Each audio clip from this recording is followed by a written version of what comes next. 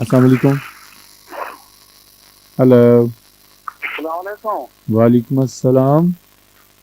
और भाई आपका प्रोग्राम बहुत अच्छा है। मैं काफी देर तो प्रोग्राम आपका सुनता चलो आ रहा बहुत हूँ। मेहरबानी, शुक्रिया। की ना है ਤੁਹਾਡਾ?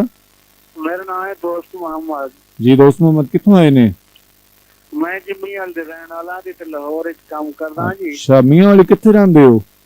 मियां अली खास शहर है जी। खास शहर च मोहल्ला रहंदे हो? गुवाहाटी शहर मियां अली। अच्छा अच्छा अच्छा अच्छा अच्छा। जी ते नहीं, केड़े मोहल्ले केड़े रहंदे हो? जी। केड़े मोहल्ले विच खास शहर मियां वाली? मोहल्ला गुवाहाटी। मोहल्ला गुवाहाटी। जी अच्छा अच्छा। ते इत्थां ही अपना जी। लाहौर दे विच खैर नाल आए हो?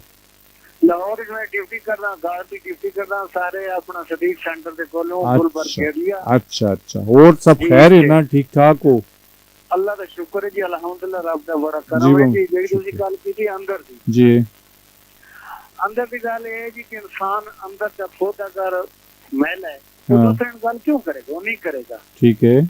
ये अगर अंदर तो साफ है ना हम्म तो उसमें कोई डर नहीं, वो हम्म, गल खुल के करेगा। ठीक है। या अगर उसने करनी भी है सर तो किसी को अपना मफाद लेगा तो हम्म फिर उसको छोड़ के अंदर की गल दसेगा, ठीक नहीं है तो नहीं दसेगा। ठीक है ठीक है ठीक है। ते अंदर की गल जेड़ी है ना सारे लोग समझ तो नहीं कर सकती।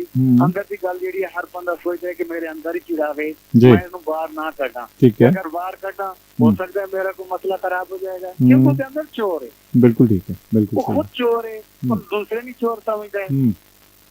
ठीक है। ते जी ठीक बहुत है सर, मेहरबानी, अल्लाह ताला बहुत सोनो मेहरबानी, खुश रखे। बहुत अच्छी गल की। जिंदगी फिर से नाल मुलाकात होंदी रहती। जी इंशाल्लाह इंशाल्लाह जरूर। ठीक है फिर, अल्लाह ओके, हाफिज, अल्लाह अल्लाह हाफिज। हाफिज, अल्लाह हाफिज जी।